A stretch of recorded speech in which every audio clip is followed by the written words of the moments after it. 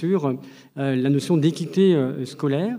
Alors c'est une question évidemment, nous le verrons, essentielle pour notre école, une question maintes fois évoquée et qui pourtant reste sans doute encore un idéal difficile à atteindre. Nous allons en débattre. Alors, dans la composition de cette table ronde, nous avons souhaité associer à la fois des acteurs de terrain chargés de la mise en œuvre des politiques publiques d'éducation pour être donc au plus près du terrain, mais également des chercheurs qui ont leur regard évidemment d'évaluateurs, notamment en économie, pour mesurer les effets des politiques qui ont pu être soit expérimentées, soit mises en place à un niveau plus large. Alors, je vous présente nos intervenants dans l'ordre de disposition, j'ai envie de dire. Tout d'abord, Éric Charbonnier, qui est économiste et expert en éducation à l'OCDE, qui est également membre du Conseil d'évaluation de l'école. Julien Grenet, qui est directeur de recherche au CNRS et directeur adjoint de l'Institut des politiques publiques. Claire Mazeron, vous êtes directrice académique des services de l'éducation nationale de l'Académie de Paris et plus spécialement en charge des lycées et du lien avec l'enseignement supérieur. Jean-Charles Ringard, vous êtes inspecteur général de l'éducation, du sport et de la recherche, honoraire, copilote notamment du comité de suivi de la réforme du lycée et co-auteur d'un rapport qui a été remis au ministre en juin 2021 sur l'égalité filles-garçons comme un levier du lycée du XXIe siècle. Et puis enfin, Camille Terrier, vous êtes économiste et vous enseignez à la Queen Mary University de Londres. Merci à tous. Peut-être pour commencer, quelques mots de présentation très rapide du propos et revenir sur la notion même d'équité scolaire qui est souvent mal comprise, mal définie. Évidemment, l'équité scolaire ne signifie pas que tous les élèves, que ça conduirait, une école équitable ne signifie pas que tous les élèves auraient les mêmes résultats. Une école équitable vise à l'absence de lien entre les différences de résultats entre les élèves et le milieu dont ils sont issus. Voilà. C'est la force du lien, finalement, entre résultats scolaires et parcours scolaires des élèves et le milieu social, appréhendé dans une manière large, c'est-à-dire milieu CSP, origine sociale, mais aussi genre, mais aussi lieu d'habitation, etc. Et donc, lorsqu'on raisonne en termes d'équité, c'est bien cette force de lien entre résultats, encore une fois, et origine sociale qu'on essaye de questionner. Alors, en France, notre école est souvent accusée, finalement, de ne pas corriger suffisamment les inégalités scolaires. C'est vrai qu'il y a de nombreux travaux en économie, en sociologie qui le montrent depuis longtemps. Les comparaisons internationales, Éric nous en parlera, peut-être nous placent dans une situation guère favorable, on le verra, peut-être qu'il faudra nuancer toutefois. Et on peut se dire tout de même que cette situation d'une école qui serait inéquitable peut paraître un peu paradoxale, au moins à pour deux raisons. La première, c'est que on en parle depuis longtemps, voilà, et que c'est un objectif affiché des politiques éducatives depuis longtemps.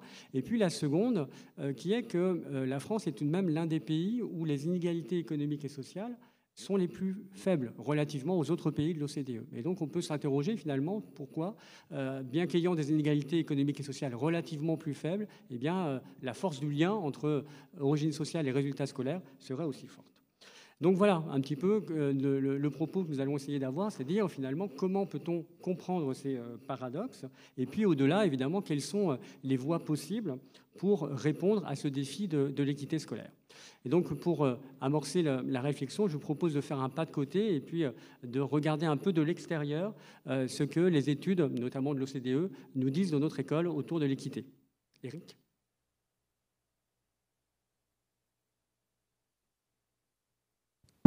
Bonjour à toutes et à tous. Et je suis très content d'être aujourd'hui avec vous. Je vais vous parler de l'étude PISA. C'est une évaluation des élèves de 15 ans. Je me dis que j'aurais pu venir peut-être avec le test aujourd'hui. Il y a des élèves de lycée, peut-être de seconde, de première, de 15 ans, mais c'est une évaluation qui a lieu tous les 3 ans. Je ne sais pas si mon diaporama va passer ou bon, sinon je peux faire sans diaporama. Ah. Ouais. Donc l'étude PISA a lieu tous les 3 ans. C'est une évaluation des élèves en compréhension de l'écrit, mathématiques et sciences. Et c'est connu pour parler des performances des élèves, mais surtout pour mettre en avant les inégalités de notre pays. Et je crois que ce graphique qui est sous vos yeux, on pourrait y rester des heures quelque part pour parler de la performance et l'équité des systèmes éducatifs. Si vous regardez sur l'axe vertical, on peut voir la performance des pays. Plus on est vers le haut, plus on est performant. En gros, on voit la France est plutôt au-dessus de cette moyenne. Et puis, sur l'axe horizontal, plus on est sur la gauche, plus on est inégalitaire. Et là, quelque part, on peut voir que la France se situe assez mal parmi les pays donc, qui ont des performances moyennes dans les études internationales, mais à un niveau d'inégalité sociale et scolaire qui est bien plus élevé qu'ailleurs.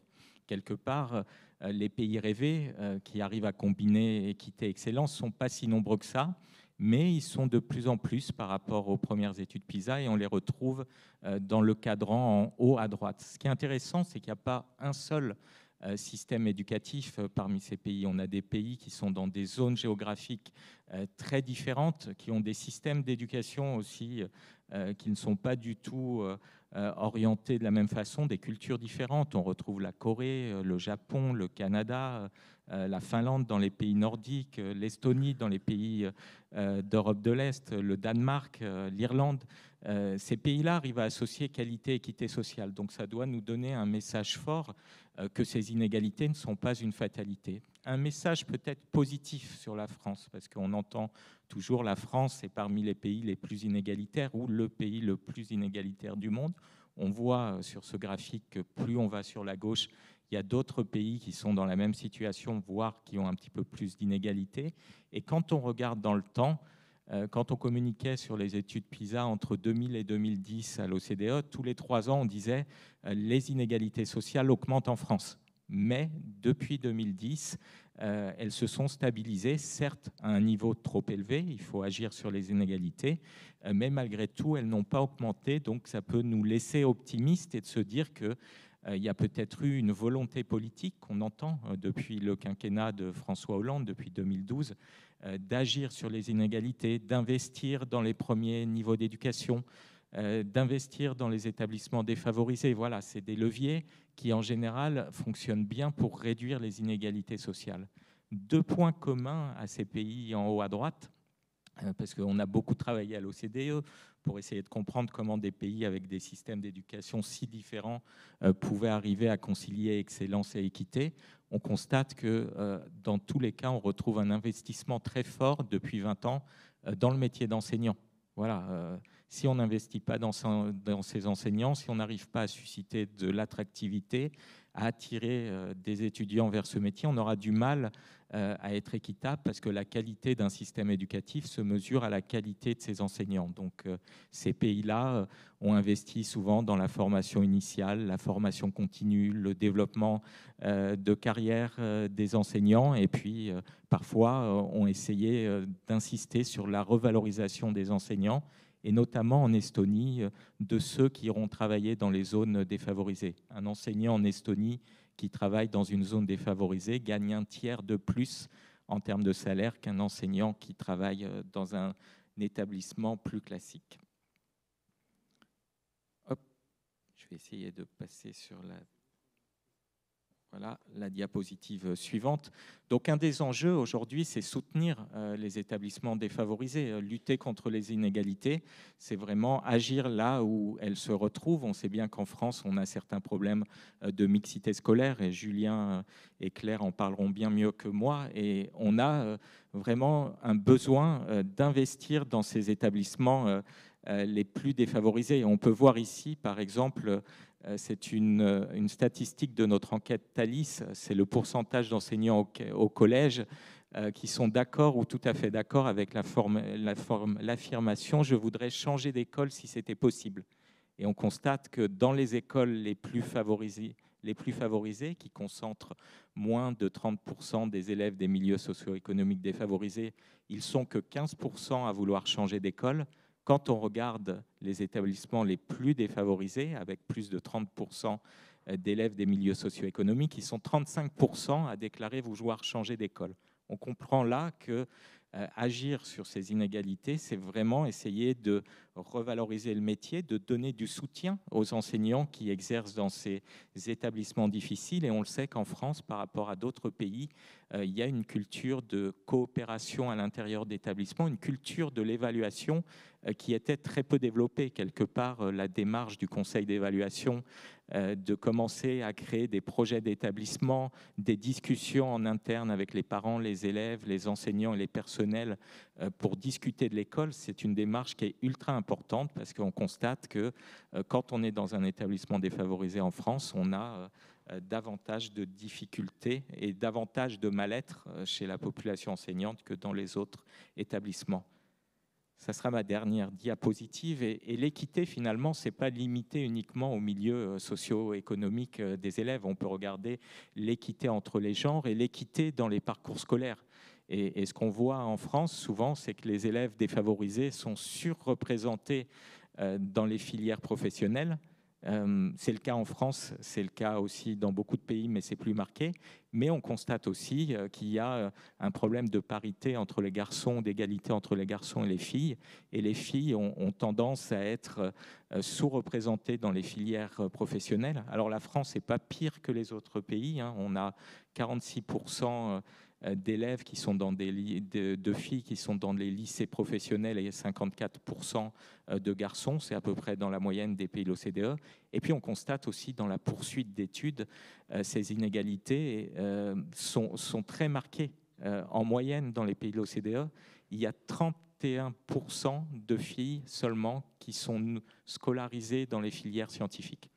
C'est un entrant sur 3 qui rentre dans les filières scientifiques est une fille. Seulement une, pardon. C'est vraiment une proportion très faible. En France, c'est 33%, donc là encore, la situation n'est pas plus catastrophique qu'ailleurs, mais alors qu'on manque de jeunes dans les métiers scientifiques, qu'on a du mal à attirer dans les métiers du numérique suffisamment d'étudiants, on se rend compte qu'il faut agir pour créer une diversité de parcours. Un dernier point pour terminer aussi, on le sait que le diplôme est fondamental pour la réussite éducative, pour l'équité, et c'est particulièrement vrai en France où les jeunes qui n'ont pas atteint le niveau de l'enseignement secondaire, qui sortent sans qualification, un seul sur 2 trouve un emploi, alors que quand on sort avec un diplôme de l'enseignement supérieur, 87% de ces jeunes sont en emploi. Donc c'est le grand écart, donc il faut investir pour permettre aux jeunes de trouver leur voie et d'avoir un diplôme. Et ce qu'on peut dire là, je voulais terminer vraiment sur un point positif, c'est que malgré tout, le nombre de décrocheurs, le nombre de jeunes qui sortent sans qualification chaque année a baissé de façon colossale en France depuis 2010. Ils étaient à peu près 150 000 par an en 2010. Ils sont aujourd'hui autour de 100 000, voire un peu moins de 100 000, ce qui prouve que quand il y a une volonté politique de continuité, et c'est le cas pour le décrochage scolaire, c'est un objectif politique depuis 2010, on peut réussir à avoir des résultats. Et ça, c'est le message le plus important sur les inégalités. Les inégalités sociales et scolaires ne sont pas une fatalité. En agissant dessus, on peut réussir à s'améliorer. Merci. Eric, pour cette note optimiste. Voilà, c'est vrai que vu de l'OCDE, on apprécie toujours ce regard. Alors, l'analyse ici montre bien effectivement qu'il y a 2 aspects sur lesquels on va véritablement s'intéresser. C'est à la fois la mixité sociale et l'égalité entre les garçons et les filles. Peut-être vous rappeler que vous pouvez envoyer des questions, voilà, et je dis aux organisateurs que j'ai plus la matrice, j'ai plus l'interface avec les questions, donc si vous voulez m'aider, ça serait pratique.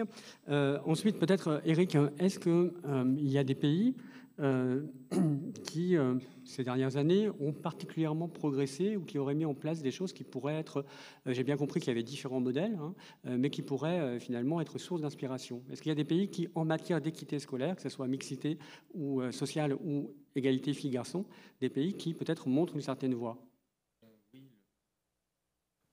Le Portugal est un exemple parmi les plus intéressants des pays de l'OCDE qui a vraiment... qui avait le même niveau d'inégalité que la France au moment de la première étude PISA en 2000 et qui aujourd'hui est un des pays qui a un niveau d'égalité qui est au niveau de la moyenne des pays de l'OCDE et qui s'est énormément amélioré en termes de performance éducative pour tous les élèves. Et ça a été le résultat d'une politique très inclusive de lutte contre les inégalités. Au Portugal, le ministre de l'Éducation a investi dans les établissements défavorisés en mettant en place une politique inclusive où les municipalités, les parents, les familles, les écoles se sont mis autour d'une table pour avoir un projet global de lutte contre les inégalités. Donc on a revu la formation des enseignants également, on les a mieux préparés sur le volet pédagogique du métier. On a impliqué les acteurs sociaux dans la vie des écoles, c'est-à-dire que les acteurs sociaux ont créé du lien entre les familles et les écoles et sont parfois intervenus dans les établissements pour apporter une aide aux enseignants, hein, pas pour les remplacer, mais juste pour être un soutien parce qu'ils connaissaient très bien ces élèves des quartiers.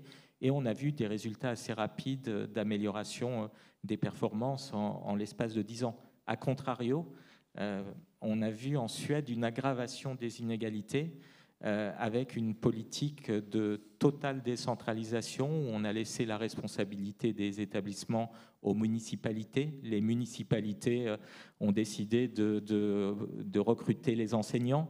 En même temps, on a allégé la carte scolaire. Les parents pouvaient choisir leurs écoles. Et ce qu'on a pu voir au bout de 10 ans, c'est que les inégalités ont augmenté de façon très rapide en Suède et en ce moment, ils sont en train de revenir en arrière sur toutes ces réformes. Donc on voit à la fois ce qu'il faut faire et ce qu'il ne faut pas faire.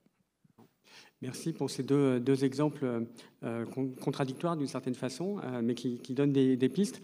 On voit qu'il faut agir à tous les niveaux. La dimension organisationnelle de l'école est importante. Et donc, je vais tout de suite donner la parole à Claire Mazeron, qui va nous présenter effectivement une réforme qui, vous en avez certainement entendu parler, qui a fait grand bruit sur les modalités d'affectation des élèves au lycée dans l'Académie de Paris.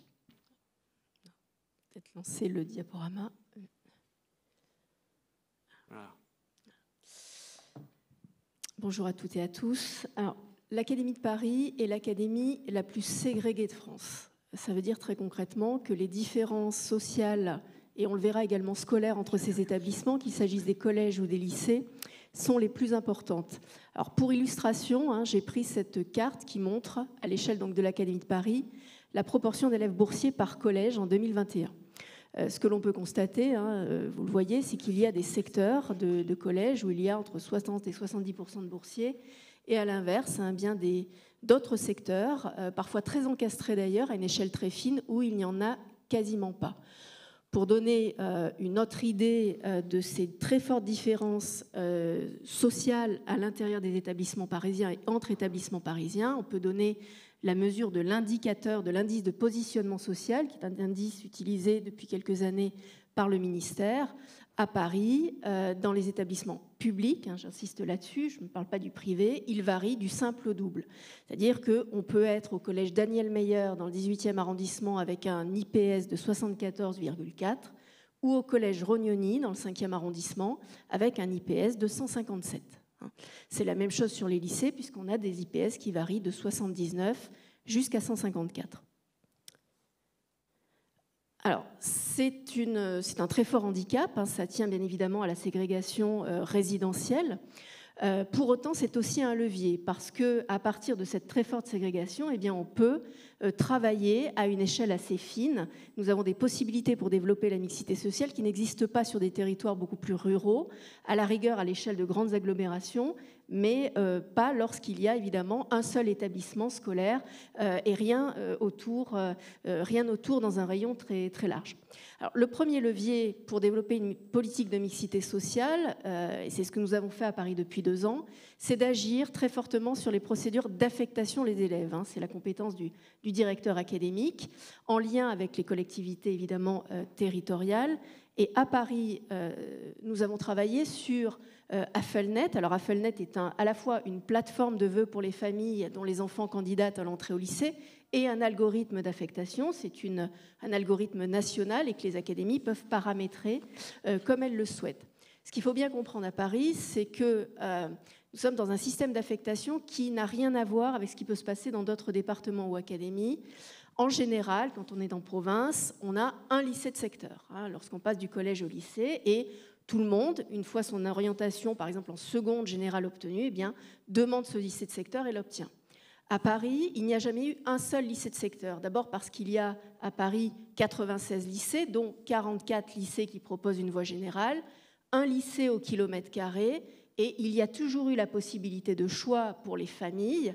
En 2008, la procédure AFELNET automatisée via l'algorithme s'est greffée sur ce qui existait, c'est-à-dire pas de lycée de secteur, mais un choix régulé des familles entre plusieurs types d'établissements. Donc les familles émettent 10 vœux, et c'est ensuite un système de bonus lié au secteur géographique, lié aux résultats scolaires et à un système de compensation par des bonus sociaux qui permettent finalement de donner un barème à l'élève et de lui attribuer un lycée, si possible au plus haut de ses vœux.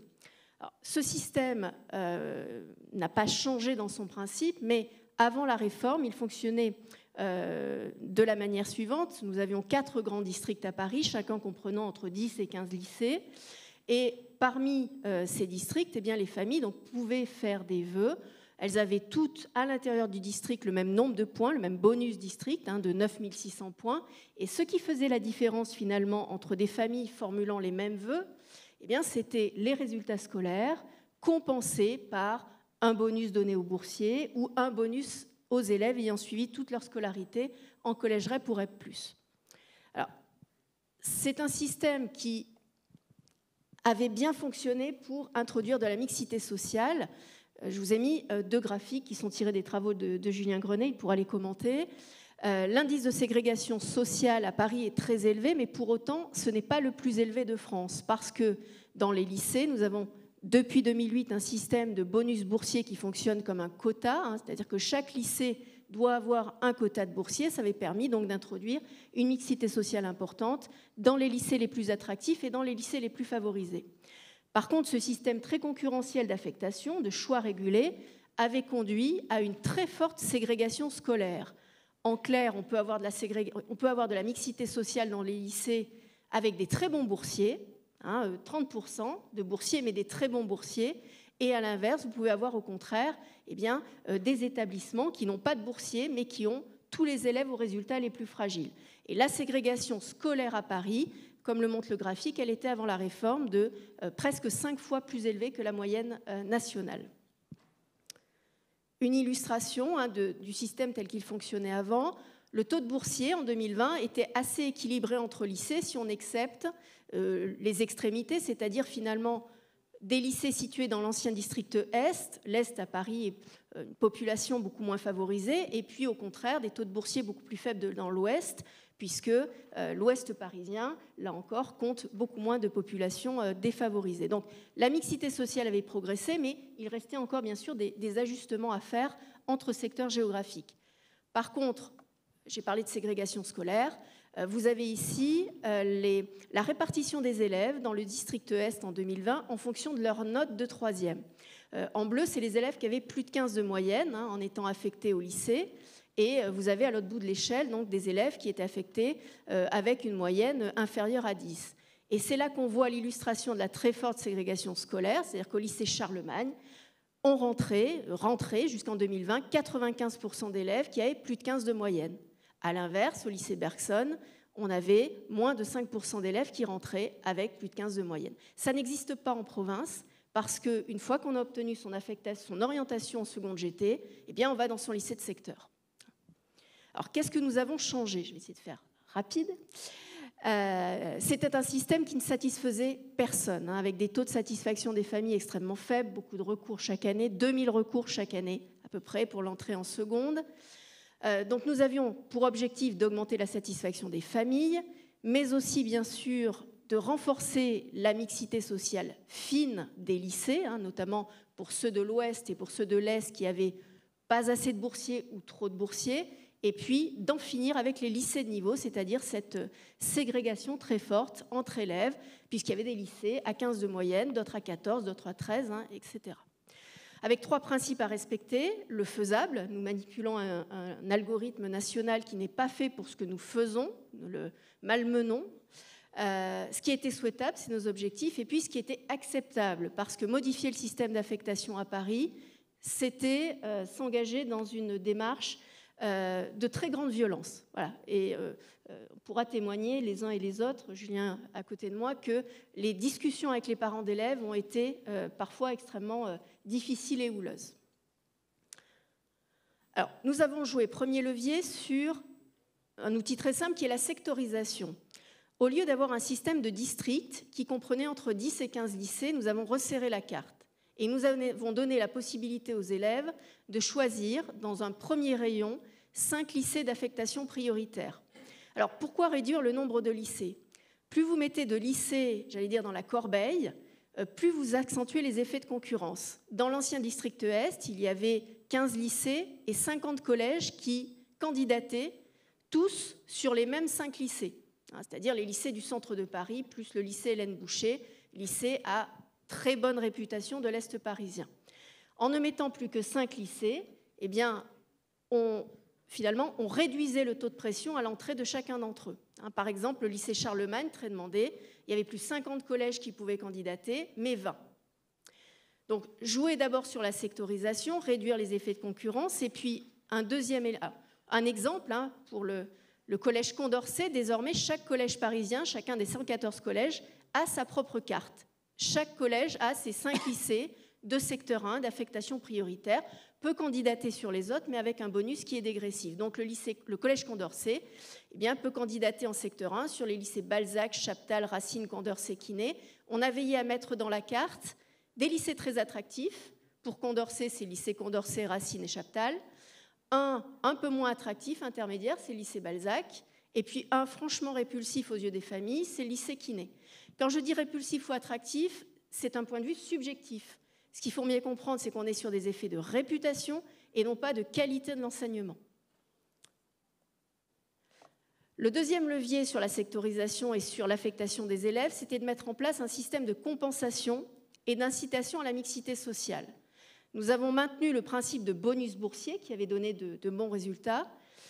Et la nouveauté, c'est que nous avons créé un bonus IPS du collège de scolarisation de l'année de 3e. Concrètement, plus on est scolarisé en 3e dans un collège défavorisé, plus le bonus que l'on obtient est élevé. Donc, pour les élèves scolarisés dans des collèges dont l'IPS est inférieur à la moyenne nationale, ils obtiennent 1200 points, qui permettent de compenser les points de résultats scolaires et les points de sectorisation de carte. Et pour ceux dont l'IPS est entre la moyenne académique et la moyenne nationale, donc on a donné un bonus de 600 points. Alors, pourquoi faire plusieurs tranches? Nous souhaitions vraiment être sur un bonus progressif qui incite les familles à choisir l'établissement de secteur, alors souvent pour les familles qui hésitaient, les collèges REP plus, c'est difficile de les rendre attractifs, mais les collèges intermédiaires, les familles parisiennes hésitaient parfois avec le privé. Donc, c'était l'incitation qui pouvait permettre de faire ce choix à l'entrée en 6e et de ne pas choisir l'établissement privé, sachant que les IPS des collèges privés à Paris sont presque tous supérieurs à la moyenne académique, donc ils n'ont pas de bonus. Enfin, dans le cadre de l'affectation, nous avons eu une démarche plus large que simplement réformer Affelnet.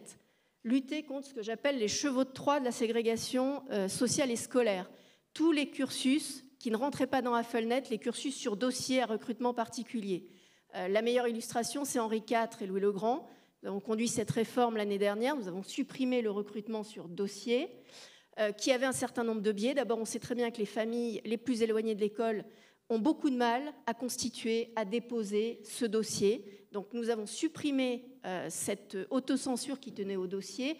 Et le dossier introduisait par ailleurs un biais, puisque lorsqu'on regarde d'où vient l'élève, eh bien, on n'a pas le même regard sur son dossier scolaire que lorsque le dossier est anonyme. Donc, Affelnet permettait cet anonymat. Même si Henri IV et Louis le Grand ne sont pas rentrés complètement dans Affelnet, on pourra y revenir éventuellement dans les questions. Et nous avons aussi harmonisé, rendu transparentes toutes les procédures d'affectation dans des cursus à recrutement particulier, les sections internationales par exemple. Tout est piloté depuis le rectorat, avec un barème, avec un dépôt de dossier de candidature extrêmement facilité et transparent.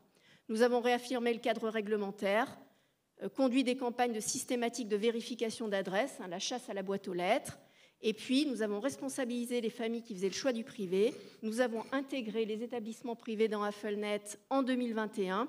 Ça ne veut pas dire qu'ils ne peuvent pas recruter les élèves selon leurs propres critères, mais on doit avoir la visibilité sur les familles qui font ce choix pour qu'elles ne candidatent pas en même temps aussi dans le public et pour qu'elles ne prennent pas des places aux élèves qui candidatent uniquement dans le public. Alors, je vais passer très rapidement sur 2 autres leviers. Développer la politique de mixité sociale, c'est aussi agir sur la carte des établissements et des formations, répartir équitablement ce que j'appelle les cursus à haute valeur ajoutée ou distinctifs. À Paris, toutes les formations, les options, les enseignements rares, les cursus à recrutement particulier étaient dans des établissements très favorisés. Donc, pour faire clair, nous n'ouvrons plus de sections internationales dans des lycées à très fort IPS ou dans des collèges à très fort IPS. Nous le faisons dans des établissements beaucoup plus défavorisés. Lutter également contre l'éviction des élèves les plus fragiles. À Paris, 40% de l'offre de STMG dans des lycées qui n'ont pas de voie générale. Ça veut dire que lorsqu'on veut se débarrasser des élèves fragiles, eh bien, il suffit de ne pas avoir, par exemple, de voie STMG ou de voie technologique et d'envoyer ces élèves dans des lycées qui n'ont que ça. Voilà. 40% des places à Paris en STMG sont dans des lycées sans voie générale. Ça n'existe pas ailleurs. Et enfin, agir sur les établissements ghettos, c'est-à-dire fermer les ghettos, fusionner des établissements. On parle beaucoup, c'est peut-être pas arrivé jusqu'à Lyon en ce moment, de la fermeture du lycée Brassens dans le 19e arrondissement, un lycée général avec des cursus spécifiques en danse et musique. C'est le plus haut IPS de l'Académie de Paris, c'est 154. Nous ne fermons pas ces formations, nous les transférons au lycée Bergson, qui est à 10 minutes et qui a un IPS de 95. Voilà. Quelques exemples de ce que nous avons développé à Paris. Merci beaucoup Claire qui permet de bien cibler le propos et surtout de montrer toute la complexité d'une telle politique de mixité sociale où on est, vous l'avez bien expliqué, entre le faisable, le souhaitable, l'acceptable. Alors peut-être 2 petites précisions. On nous demande tout d'abord de rappeler ou de préciser ce qu'est un IPS. Est-ce que quelqu'un peut bien préciser ce qu'on appelle l'IPS, donc l'indice de position sociale ? Julien, si vous voulez. Alors effectivement, l'IPS, c'est une mesure qui est construite à partir des catégories socio-professionnelles des parents ou des personnes responsables de l'enfant. Et en fait, on transforme cette catégorie socio-professionnelle, c'est-à-dire par exemple enfants d'ouvriers, enfants d'instituteurs, enfants de profession intellectuelle supérieure, enfants de cadres, en un chiffre qui mesure à quel point cette catégorie socio-professionnelle prédit la réussite scolaire. Et donc c'est une mesure qui n'est pas forcément totalement corrélée, par exemple, avec le niveau de revenu des parents. Par exemple, les enfants d'instituteurs ont un IPS très élevé. Pourquoi ? Parce que bien qu'ils n'aient pas des niveaux de revenus extrêmement élevés, ils ont un capital culturel très fort qui fait qu'en moyenne, leurs enfants réussissent bien. Donc c'est vraiment une mesure de l'origine sociale telle qu'elle prédit la réussite scolaire. Et effectivement, c'est une mesure qui est quantitative et donc qui permet de cette façon-là de classer. Peut-être une dernière question avant de passer effectivement au bilan, c'est-à-dire qu'est-ce qu'on peut dresser comme premier bilan de cette politique ambitieuse. Peut-être question naïve, pendant qu'on met les diapos dans l'ordre. Pourquoi mener une politique de mixité sociale ? C'est-à-dire, vous avez bien indiqué, c'est une académie qui est ségrégée, certes, mais pourquoi faut-il mélanger les publics scolaires, mélanger socialement les publics scolaires ? Pour quelle finalité finalement ? Je dirais qu'il y a 2 finalités. La première, c'est qu'à un moment donné, les enfants, quel que soit leur milieu, doivent se rencontrer. Et s'ils ne le font pas à l'école, ils ne le feront pas ensuite, évidemment, dans le milieu professionnel ou plus difficilement. Donc il y a un enjeu, c'est un mot galvaudé, mais de vivre ensemble, très, très clair. Et le second, c'est qu'on sait que la mixité sociale est très profitable aux enfants qui viennent de milieux plus défavorisés et qu'elle ne pénalise pas ceux qui viennent de milieux favorisés. Donc c'est un objectif effectivement d'élévation du niveau général et des compétences des élèves. Alors Julien, vous travaillez évidemment sur ce bilan de cette politique. Quels sont les premiers enseignements de vos études ? Alors j'ajouterais peut-être dans les motivations pour la mixité, il y a quand même un objectif de réduction des inégalités. Pourquoi ? Parce qu'on sait que le contexte scolaire dans lequel un élève va évoluer va influencer sa réussite, et particulièrement lorsqu'un élève est scolarisé dans un ghetto scolaire, ça ne va pas simplement maintenir les inégalités de départ, ça va les accentuer. Donc la mixité, c'est quand même une politique aussi de réduction des inégalités de plus long terme sur le marché du travail en termes de salaire, de revenus. Et donc c'est un enjeu important. Et évidemment, par rapport à ce que Éric Charbonnier a montré sur le fait que la France se caractérise quand même par des niveaux d'inégalité scolaire, de déterminisme social à l'école très fort, on ne peut pas ne pas mettre ça en lien avec la très forte dimension ségrégative du système scolaire, c'est-à-dire le fait que les établissements scolaires, que ce soit particulièrement les collèges, mais aussi les lycées, les écoles élémentaires, sont très différenciés du point de vue social en France, y compris sur des territoires très restreints, et particulièrement dans les grandes villes.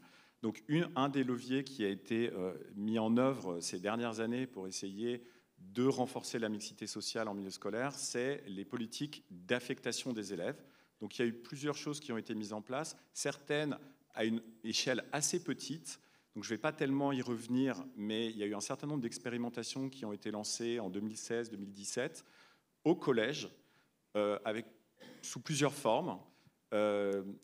Par exemple, fermer des établissements qui étaient devenus des ghettos scolaires pour réaffecter les élèves dans des collèges de centre-ville. C'est ce qui a été fait à Toulouse, la fermeture du collège Badiou et les élèves qui ont été envoyés en centre de Toulouse au collège Fermat, entre autres. Redécouper la carte scolaire des collèges pour essayer de rééquilibrer un peu les compositions sociales des collèges. Et puis à Paris, un dispositif un peu particulier qui a été la mise en place de ce qu'on appelle des secteurs multicollèges, c'est-à-dire qu'au lieu d'avoir une adresse égale un collège, eh bien, on fusionne certains secteurs de collèges très différenciés socialement, de manière à essayer de rééquilibrer leur composition. Donc ces expérimentations, pour certaines d'entre elles, elles ont donné d'assez bons résultats. Simplement, une limite, c'est que ça n'a concerné qu'un tout petit nombre de collèges en France, et donc aucune de ces expérimentations ne prétend avoir eu un effet, on va dire, macro, qu'on peut détecter dans les statistiques au niveau d'une ville, par exemple. Alors, ces expérimentations, d'une certaine manière, elles contrastent avec ce que la réforme que Claire Mazeron a présentée à l'instant, c'est-à-dire cette réforme de la procédure d'affectation au lycée à Paris. Donc, petit retour en arrière, cette procédure AFELNET, on en a beaucoup parlé dans les journaux l'année dernière ou l'année d'avant, alors surtout du fait de l'intégration d'Henri IV et Louis le Grand dans cette procédure, mais en réalité, c'était plutôt assez anecdotique par rapport à la réforme de l'année d'avant. Et puis aussi, curieusement, on n'en parle qu'à Paris, alors que c'est une procédure qui existe partout en France. En fait, y compris à Lyon, il y a un AFELNET. Simplement, comme l'a bien dit Claire, cette procédure, elle est paramétrée de façon très différente. C'est le même outil, mais ce n'est pas les mêmes paramètres. Et globalement, il y a vraiment deux modèles qui se distinguent. Il y a un modèle qui est celui qui est utilisé essentiellement partout en France, qui est que les élèves sont globalement affectés à un lycée. Ils ont un lycée de secteur. Ce lycée, ils ont une priorité absolue pour ce lycée. Donc, bien que ce soit une procédure de choix scolaire sur le papier, ça ressemble très fortement à ce qu'on fait au collège, c'est-à-dire de la carte scolaire. À Paris, la différence, c'est que depuis toujours, même avant AFELNET, il y avait énormément de choix. C'est-à-dire qu'au sein d'un grand district, eh bien, on ne prend pas en compte la distance géographique. Que j'habite place Stalingrad, que j'habite place du Châtelet, je pouvais accéder au collège Charlemagne. Voilà, sans que la distance joue. Et donc, c'est une procédure qui a évidemment permis un éventail de choix très large. Et elle a été mise en place à Paris en 2008, cette procédure. Et immédiatement, lors de sa mise en place, elle s'est vue assigner un objectif de mixité sociale avec la mise en place de ce qu'on appelle le bonus boursier. En pratique, ce bonus, c'était un bonus très important qui, dans les faits, donnait quasiment automatiquement aux boursiers leur premier vœu. C'est-à-dire que les boursiers, pourvu qu'ils demandent un lycée de secteur dans leur district, ils avaient automatiquement leur premier vœu.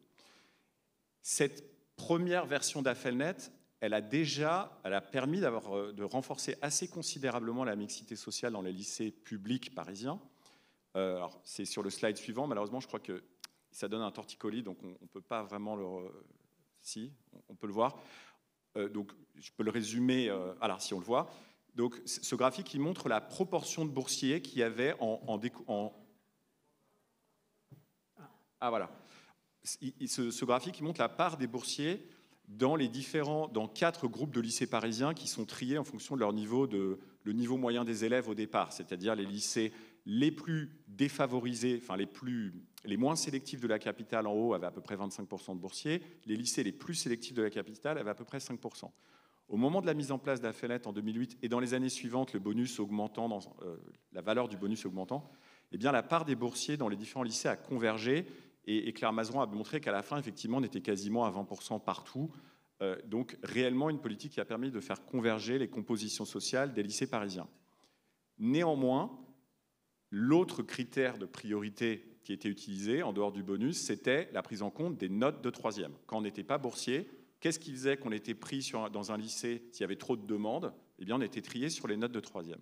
Et ça a conduit à prochain slide, à une ségrégation scolaire considérable. Donc, je remonte ce graphique, mais qui, je trouve, est assez parlant, parce qu'il montre bien la situation dans laquelle on était arrivé.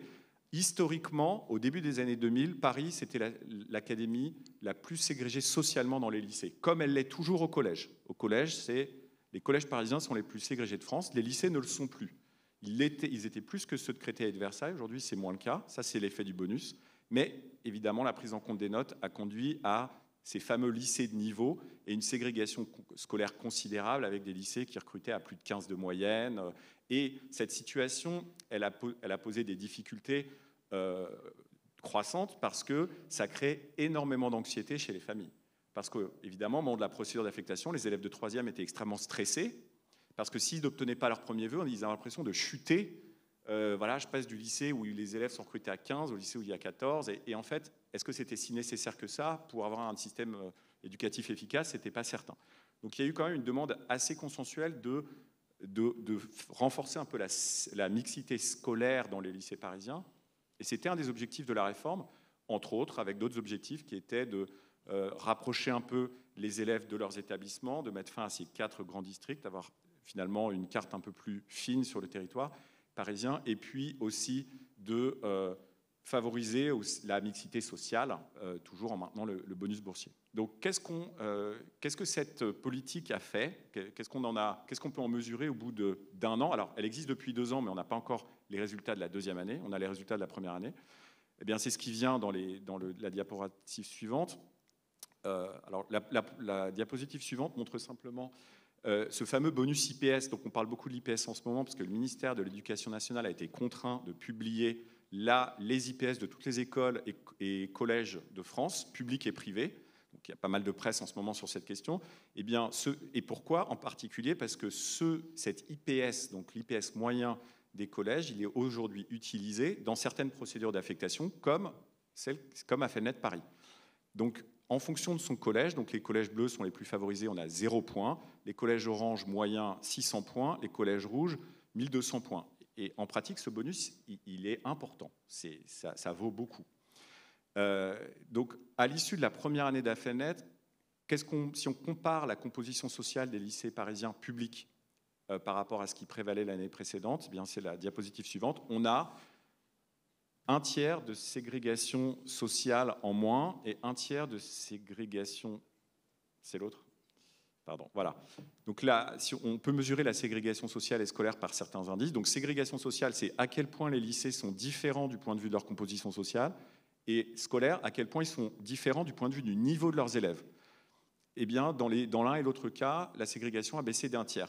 Je tiens à indiquer quand même que, travaillant pas mal sur les données éducatives, ce n'est pas tous les 4 matins qu'on voit des effets de cet ordre-là. En fait, la plupart du temps, quand on travaille sur des réformes éducatives, la norme dans nos travaux, c'est 0 effet. Ou on a beaucoup de mal à voir des effets. Il faut aller vraiment zoomer de très près. Un exemple, c'est la baisse de la taille des classes en CP. Bon, on voit l'effet de la baisse de taille des classes en CP, le dédoublement des classes de CP sur les résultats, mais enfin, ça ne saute pas au visage quand on regarde tout de suite les chiffres. Là, on a quand même une réforme dont les effets sont... au bout d'un an, quand même assez important. Je le dis parce que finalement, cette réforme, elle n'a pas fait tant parler d'elle que ça. Elle a surtout fait parler d'elle par son côté plus anecdotique, Henri IV, Louis le Grand. Dans une ville où il y a une très forte sensibilité quand même aux questions scolaires, on se dit que rien n'est possible, que les familles vont se mettre sur des barricades pour empêcher toute espèce de réforme scolaire. Eh bien, on voit que dans une ville comme Paris, pourtant, il n'y a pas de fatalité, on peut faire baisser de 30% la ségrégation sociale au lycée par ce type de procédure qui, il me semble, a mis en tout et pour tout 40 personnes, a fait manifester 40 personnes devant l'hôtel de ville à Paris. Donc on se dit peut-être qu'on peut, peut-être un peu plus, mais finalement ça n'a pas Paris à feu et à sang, loin de là. Et aujourd'hui, cette politique, elle peut peut-être servir d'exemple pour des applications ailleurs qu'à Paris. Et donc, je vais en finir par là. Peut-être, c'est qu'est-ce qu'on peut tirer de ce type d'évaluation, évidemment, qui se poursuit aujourd'hui. Il faut savoir, est-ce que ces gains de mixité continuent Comment réagissent les parents à l'entrée en 6e? Est-ce qu'effectivement, ce bonus IPS incite les parents à moins éviter leur collège de secteur? Enfin, beaucoup de questions qui restent à évaluer.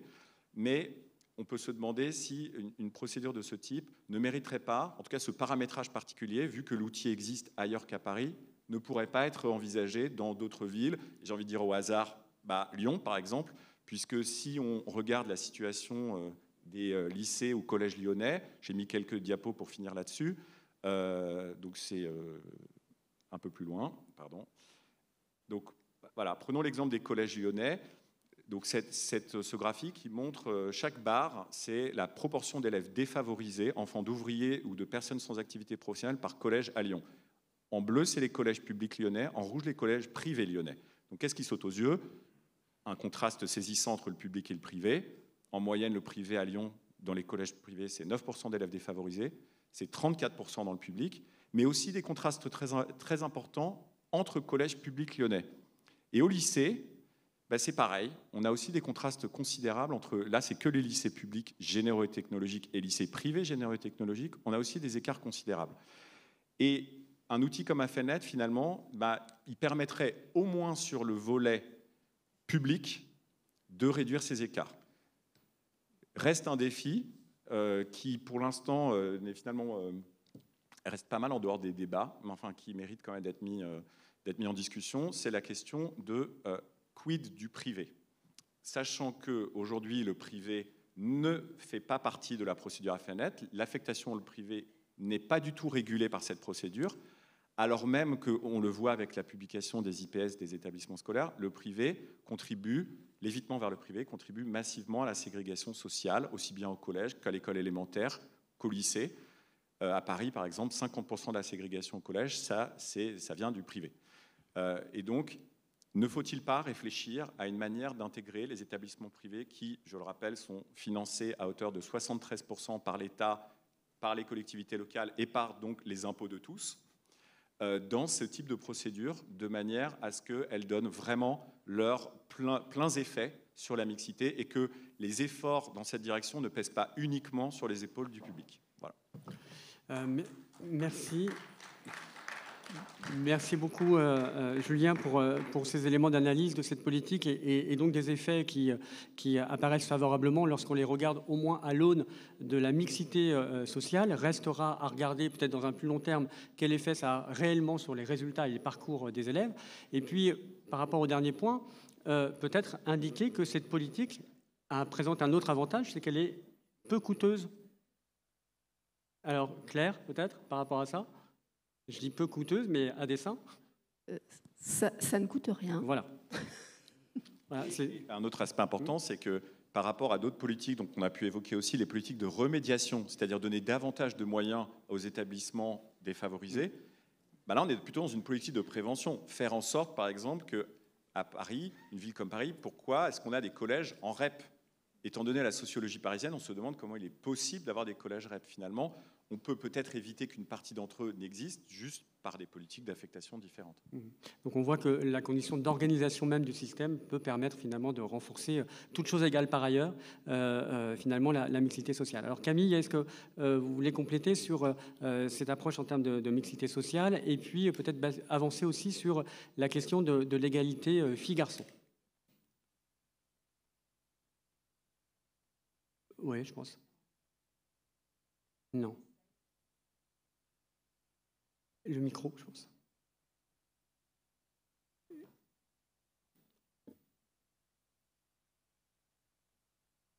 Là, ça devrait être bon. Voilà, c'est bien. C'est bon.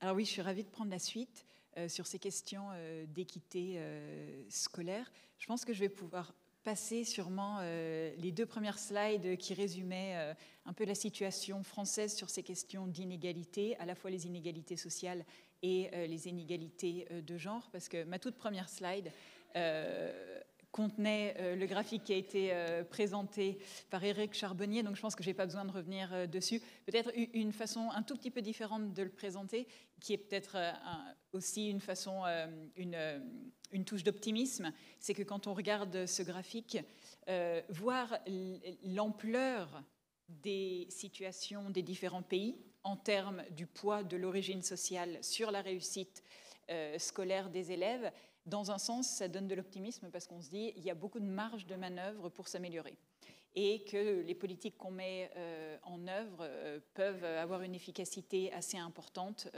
notamment comme on le vient de voir avec les politiques de mixité scolaire. Donc, je ne vais pas m'attarder plus sur ce graphique-là. Un point sur les inégalités filles-garçons. J'ai nommé la slide un portrait plus subtil, dans le sens où, quand on parle d'inégalités sociales, souvent ces inégalités, elles sont grandes et elles vont toujours dans le même sens, c'est-à-dire que l'origine sociale et les élèves d'origine sociale plus défavorisés sont souvent en retard, soit sur les résultats scolaires et aussi dans des domaines qui relèvent plus du non cognitif, sur des questions de persévérance, de coopération, de patience, enfin tous des domaines qui sont un peu moins palpables, mais qui sont aussi des déterminants très importants de la réussite scolaire et aussi à plus long terme de la réussite sur le marché du travail. Quand on parle des inégalités filles-garçons, la raison pour laquelle je dis que c'est un portrait un peu plus subtil, c'est que globalement, les filles ont des meilleurs résultats scolaires que les garçons. Les garçons ont beaucoup plus de chances encore aujourd'hui d'être les décrocheurs, même si c'est un terme qui n'est pas toujours très heureux ou sexy. Les garçons sont moins nombreux dans le supérieur. Donc de ce point de vue-là, c'est plutôt les inégalités sont en défaveur des garçons. En revanche, le diable se cache un peu dans les détails, dans le sens où les filles sont encore moins présentes dans les filières d'élite et dans les filières scientifiques. Et quand je dis ça, c'est important de voir que c'est à résultats scolaires donnés. Si on regarde les meilleurs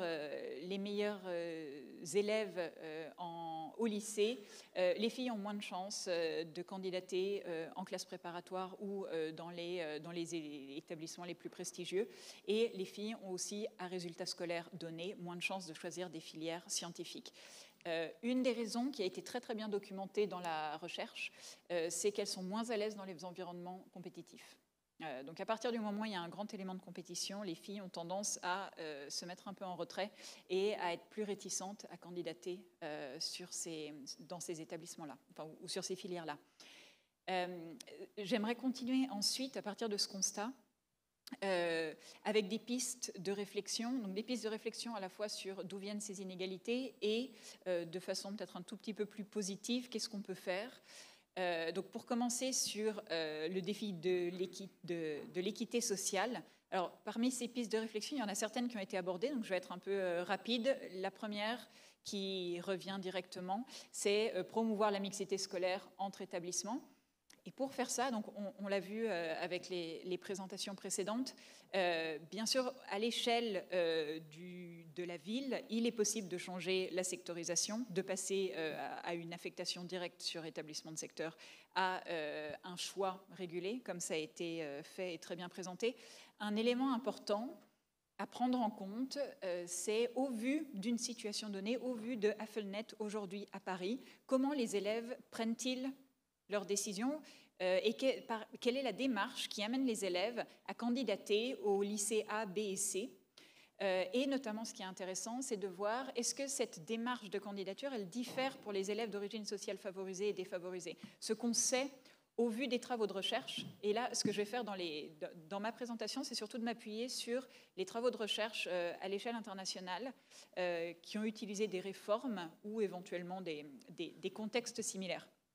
Ce qu'on sait du point de vue de la recherche, c'est que fournir le plus d'informations possible sur les établissements, c'est primordial pour réduire les inégalités dues à l'origine sociale. Pourquoi ? Parce que chercher de l'information, c'est coûteux et c'est difficile.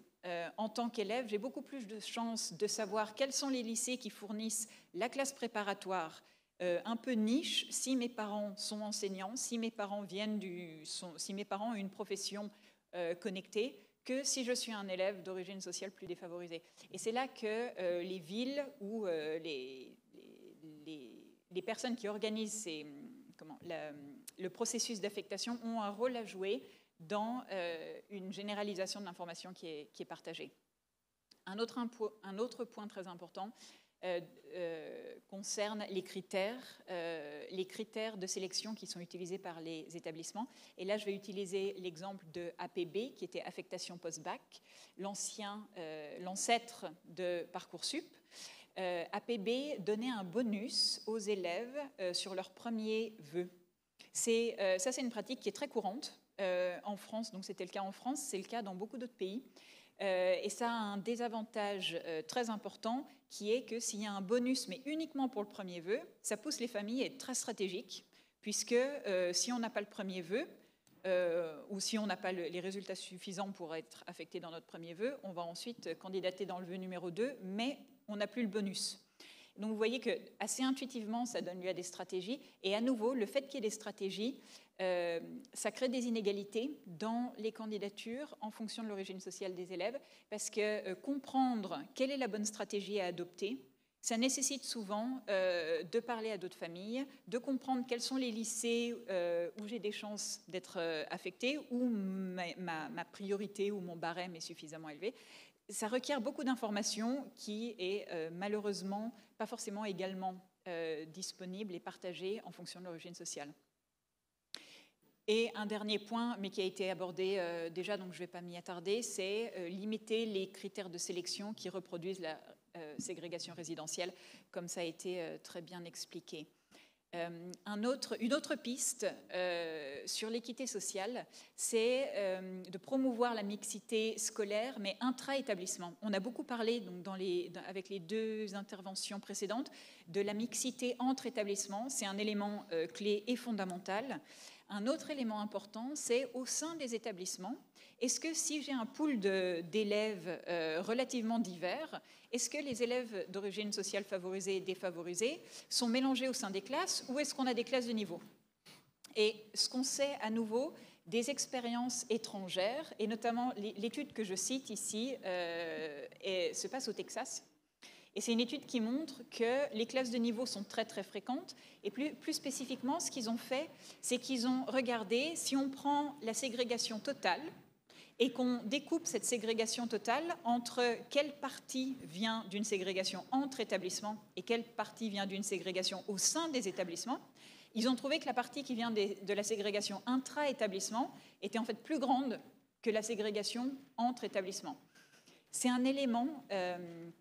Et pourtant, on sait, donc comme je crois Claire Mazeron l'a dit en répondant à une question, on sait que cette ségrégation, même intra-établissement, elle est préjudiciable, notamment parce que si on crée plus de mixité, c'est plus ou moins neutre, enfin ça ne détériore pas les résultats des élèves de CSP+, les élèves favorisés. En revanche, ça peut contribuer positivement à la réussite scolaire des élèves les plus défavorisés. Une troisième piste d'équité sociale, c'est la question de l'accès aux enseignants expérimentés. Donc ça, c'est un point qui n'a pas encore été abordé, sur lequel j'ai pas mal travaillé, moi, notamment parce qu'en France, les enseignants sont des fonctionnaires et le salaire des enseignants est régulé par un barème, qui est le barème de rémunération des enseignants. Il y a quelques variations et notamment des bonus pour les enseignants qui enseignent en éducation prioritaire. Jusqu'à il y a quelques années, ces bonus étaient assez limités. Ils ont augmenté pas mal dans les 2-3 dernières années. Mais le fait que le salaire des enseignants soit relativement constant, quel que soit le type d'établissement dans lequel ils enseignent, ça fait que c'est très très difficile en fait pour des établissements défavorisés d'attirer les enseignants. Ça, c'est un constat qui se fait quasiment dans tous les pays, avec très très peu d'exceptions, notamment parce que les enseignants entre les pays, notamment dans les pays européens, sont très souvent des fonctionnaires. Donc c'est un constat du manque d'attractivité locale et à l'échelle des établissements qui est assez généralisé.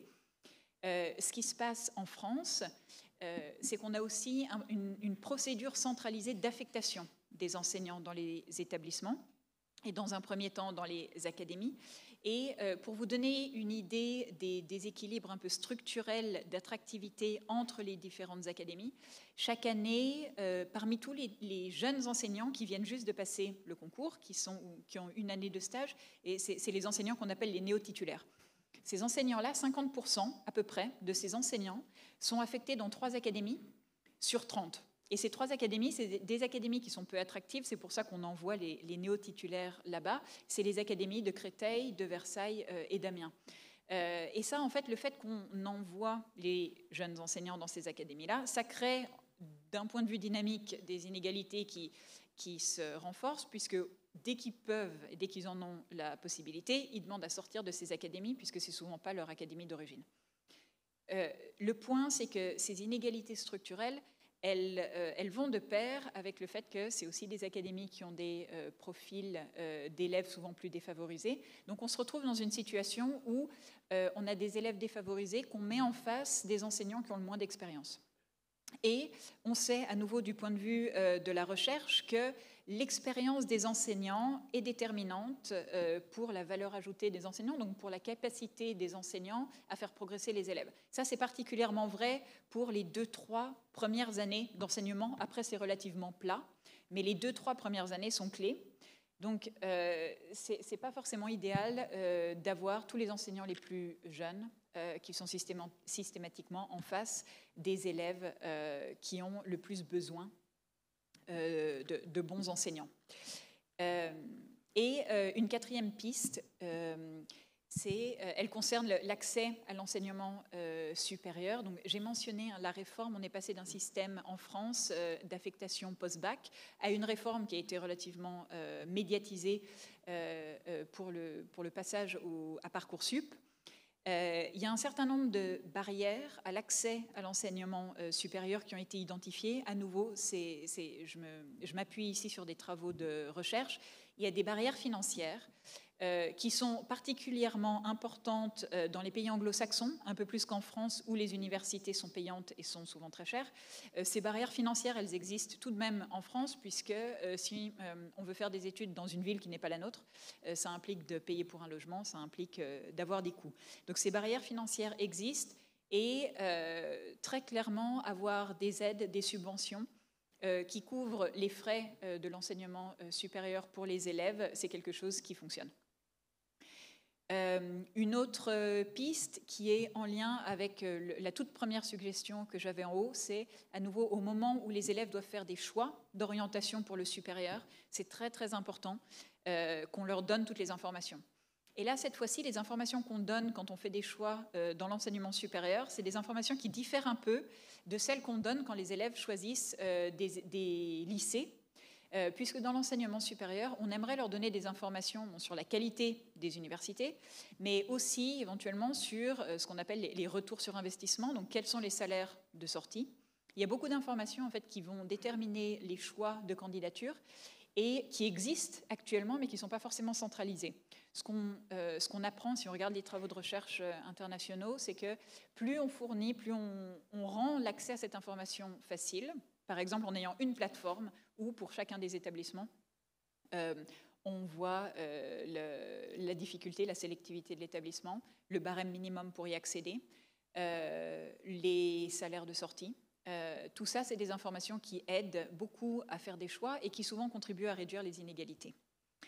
Et un dernier point qui est central, et c'est un point qui est très important à la fois du point de vue des inégalités sociales et des inégalités de genre, c'est la lutte contre l'autocensure et contre le manque de confiance en soi.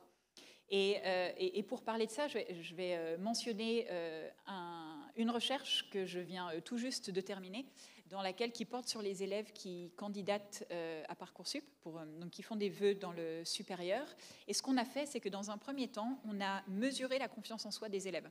Pour faire ça, on leur a demandé quelle est ta note, ta moyenne générale. Et une fois qu'on leur avait demandé leur moyenne générale, on a demandé aux élèves, au vu de cette moyenne générale, où penses-tu que tu te situes sur la distribution à l'échelle nationale ?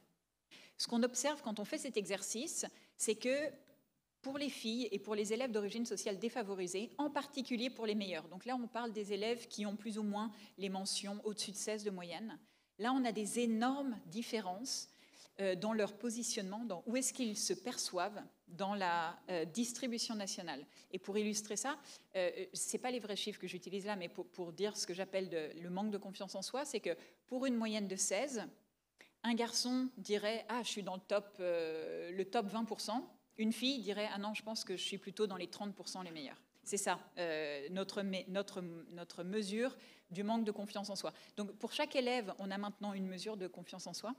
Et ce qu'on observe donc, c'est que parmi les meilleurs, les filles et les élèves d'origine sociale plus défavorisés ont un manque de confiance en soi très, très clair.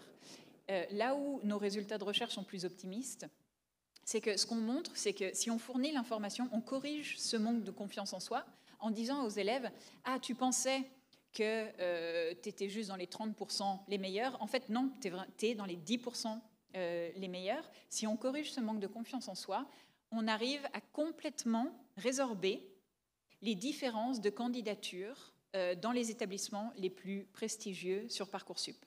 Parce que ce qu'on a regardé, donc c'est ensuite, avec ces données qu'on a collectées sur la confiance en soi, à quel point le manque de confiance en soi affecte les candidatures sur Parcoursup et les résultats d'admission.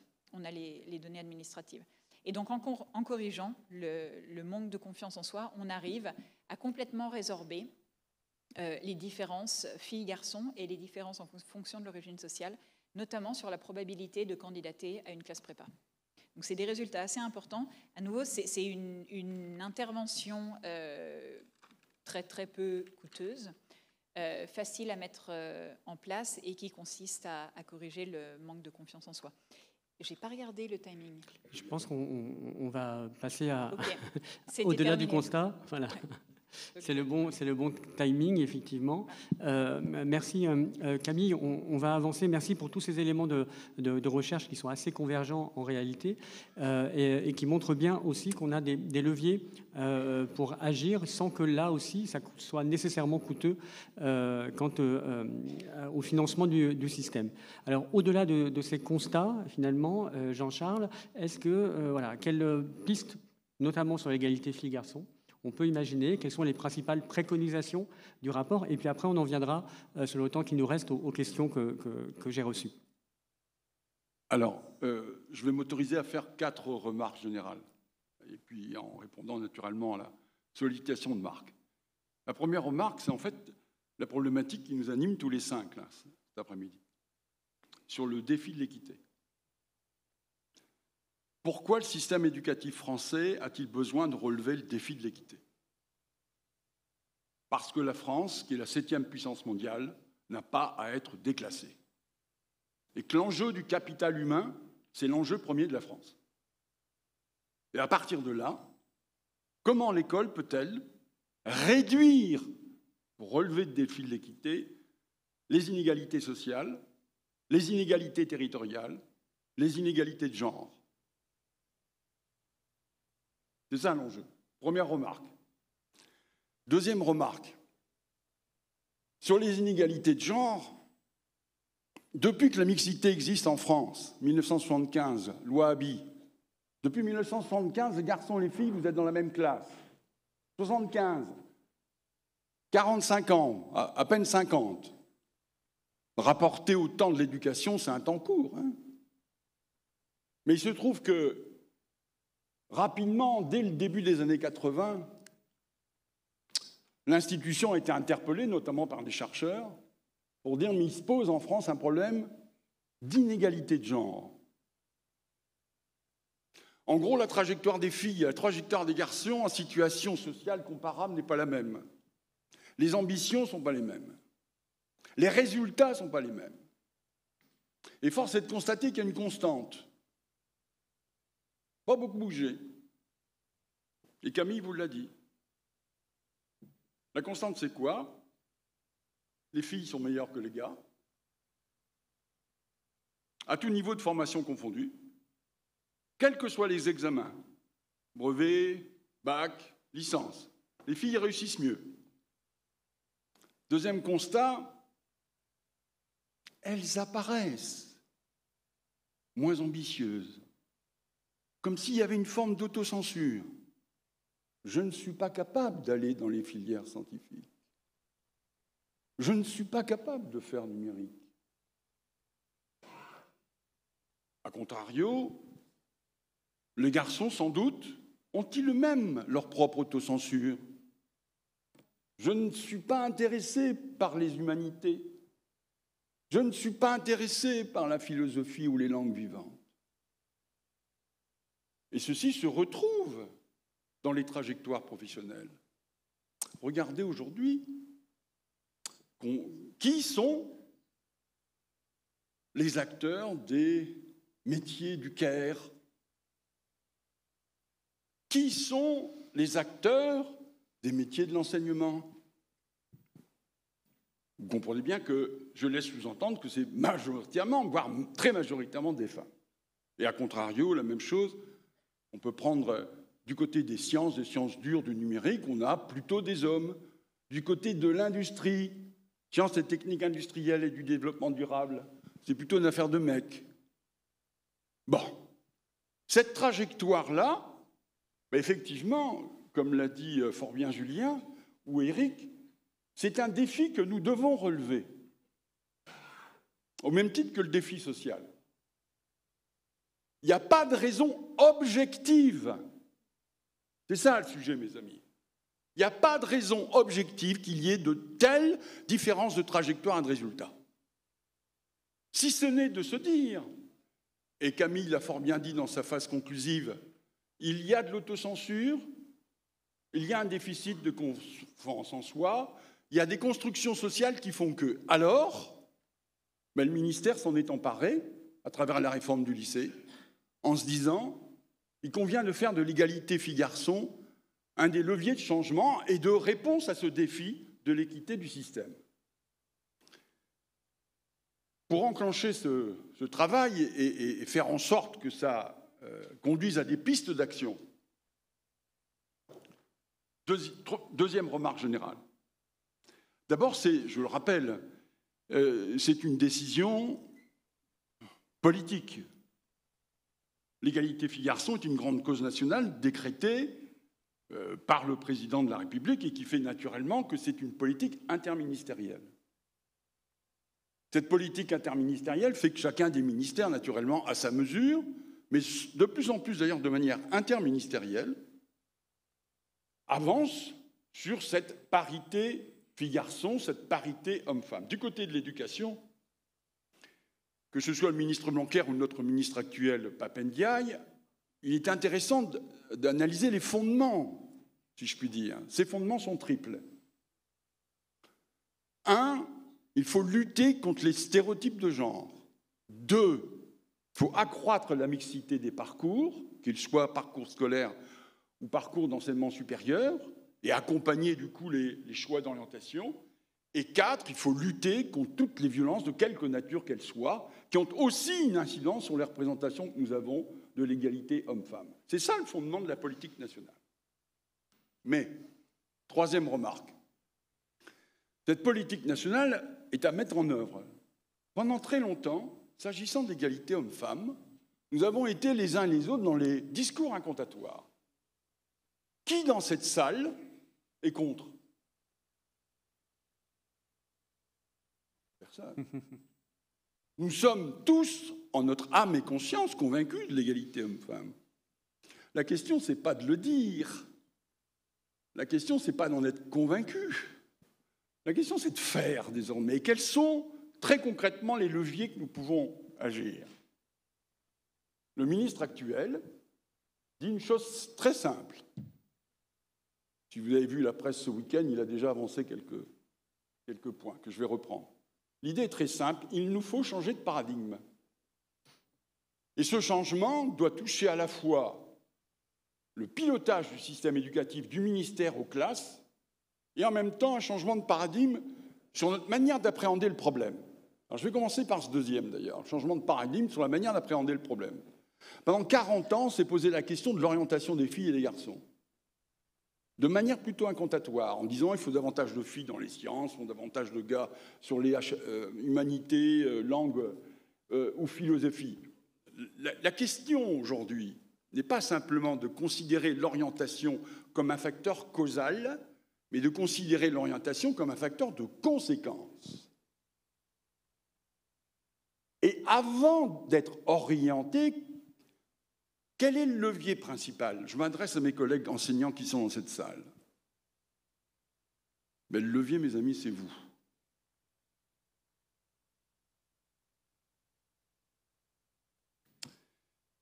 Comment, dans la classe, vous faites passer l'idée que les filles sont capables de réussir en mathématiques? Comment vous évaluez les garçons et les filles? Puis-je vous raconter une petite histoire? Travaux de la direction de l'évaluation de la prospective de la DEP au ministère et travaux d'une équipe du CNRS sur les performances en mathématiques en CP. Donc, j'ai 6 ans. On fait passer un certain nombre de tests en mathématiques au début de l'année, en milieu d'année et à la fin de l'année. Et qu'est-ce que l'on constate? Au début de l'année, les petits garçons, les petites filles ont les mêmes perfs. Nos problèmes. 6 mois après, il y a des écarts de performance. À quoi sont dus ces écarts de performance? À 2 facteurs principaux. Premier facteur, la manière dont le maître, j'étais suffisamment enseignant dans ma vie pour que mes propos ne soient pas interprétés comme désobligeants à l'égard de mes collègues que je respecte au plus haut point. Mais il nous faut parfois, en toute lucidité, interroger nos gestes professionnels. Et là, en l'espèce, la manière dont le maître s'adresse aux garçons et aux filles n'est pas la même dans le champ des mathématiques, par exemple. Et le deuxième élément, c'est la manière dont on évalue. Comme si le maître, de manière inconsciente, avait une forme d'a priori évaluative qui avait de fait une conséquence sur les résultats des filles. Sauf que ça se conscientise, ceci. Et ce n'est pas sans conséquence après sur les choix. Donc, premier élément du ministre, changement de paradigme, c'est dans la classe que ça se passe. Ce n'est pas simplement des politiques d'orientation. C'est de se dire qu'on est en capacité, tout à l'heure, Julien et Claire vous ont montré, il n'y avait pas de fatalité sur des politiques de cette nature-là. Et bien là, c'est pareil. Et que dit le ministre à ce propos? Il dit, à la rentrée 2023, dans chaque lycée, il faut que 4 filles par établissement, 4, 1, 2, 3, 4, aillent plutôt vers les sciences, par rapport à leur postulat de base et leur a priori de base. 4. Il y a 1600 lycées. Hein? Faisable, ça. 4 filles par niveau. Faisable. Changement de paradigme, mais c'est dans la classe que ça se passe. Dans la manière dont on appréhende le problème. Et dans la classe, il y a un autre phénomène, changement de paradigme aussi. Je vois qu'il y a de nombreux lycéennes et lycéens, si j'ai bien entendu Anouk tout à l'heure.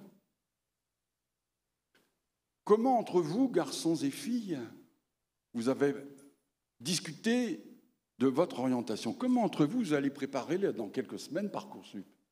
Qu'est-ce que vous allez vous dire ensemble? Ça, c'est le deuxième facteur. Il y a le facteur maître-élève, mais il y a le facteur élève-élève. Comme s'il y avait une forme de mimétisme, pour certains, je fais comme elle a envie de faire, ou par ailleurs, je fais différemment. Il est extrêmement important que dans ce changement de paradigme, on appréhende le fait que les rapports élève-élève participent de la construction d'un certain nombre de parcours et par conséquent, ultérieurement, de réussite. Changement de paradigme pour le ministre. Après, changement de pilotage. Deuxième action qu'il induit, et un pilotage qui fait que du ministère à chacune des classes, autant que faire se peut en tout cas, il y a un certain nombre de mesures qui soient prises. Je vais vous en citer quelques-unes. S'agissant du cadre national, vous avez entendu le ministre il y a moins de 48 heures. De dire aujourd'hui, il nous faut avoir des objectifs cibles. On est dans le principe de la performance. C'est un petit peu ce que Paris, finalement, s'est dit. Il faut qu'on ait des objectifs cibles d'amélioration de cette mixité scolaire. Et donc là, il dit une chose simple. Dans l'ensemble des enseignements de spécialité, puisque vous êtes lycéen, donc je me limite à votre ordre d'enseignement, là où il y a 13% de jeunes filles qui prennent sciences de l'ingénieur SI, ou sciences informatiques NSI, 13%. Là où il y a 8% de garçons qui prennent humanité, littérature et philosophie, HLP. Dans moins de 3 ans, il faut monter à 50% dans les deux cas. Donc il y a un objectif, une ambition politique d'aller vers une parité effective. Deuxième mesure qu'il a annoncée, désormais, les lycées, il y a des lycées lyonnais ici, pas simplement que le lycée du Parc, les lycées doivent s'engager dans un processus de labellisation. C'est-à-dire que l'action doit être au plus près du terrain. C'est là que ça se passe. Il y a l'impulsion nationale et académique, avec les plans d'action des académies. Claire vous l'a montré. Mais il y a aussi localement, là où ça se situe, c'est-à-dire dans les établissements scolaires, la mise en place de projets d'établissement labellisés égalité filles-garçons. Quelles sont toutes les mesures très concrètes localement dans l'unité la plus basse, pas basse en termes de configuration, que constitue l'établissement, là où on peut agir, faire en sorte effectivement que l'égalité filles-garçons soit au cœur du projet d'établissement. Est-ce que dans les conseils de classe, on se pose la question de l'égalité filles-garçons? Est-ce que dans les conseils de classe, lorsqu'on est en ce moment, en ce moment, premier trimestre, en train déjà d'élaborer le déroulement des conseils des classes, on se pose la question, tout simplement, d'avoir une visualisation des notes genrées? Est-ce qu'on se pose la question, effectivement, discipline par discipline, de la manière dont, effectivement, la situation du genre interpelle notre pratique professionnelle? Jean-Charles, oui, il faut conclure vite. Je termine. J'ajoute une dernière mesure. Avant de conclure, je vais quand même conclure. Une dernière mesure, c'est le fait que désormais, tous les enseignants, depuis 2021, c'était tout récent, bénéficient en formation initiale d'un module de formation de 18 heures, obligatoire. Qu'on soit prof des écoles ou prof des collèges et lycées, il y a un module de 18 heures qui est centré sur l'égalité filles-garçons.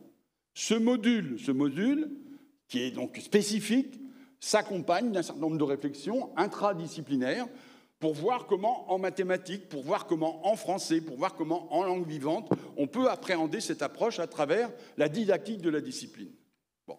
Voilà les quelques mesures que je voulais indiquer. Je vais quand même conclure sur l'enjeu, en fait. Il y a un certain nombre d'économistes autour de la table, que je ne suis pas d'ailleurs, et qui vous diraient aisément que lorsque l'on parle du défi de l'équité, qu'il soit social, qu'il soit de territoire, qu'il soit de genre, on sait qu'il existe une vraie corrélation entre le niveau de formation des uns et des autres et le développement économique d'un pays.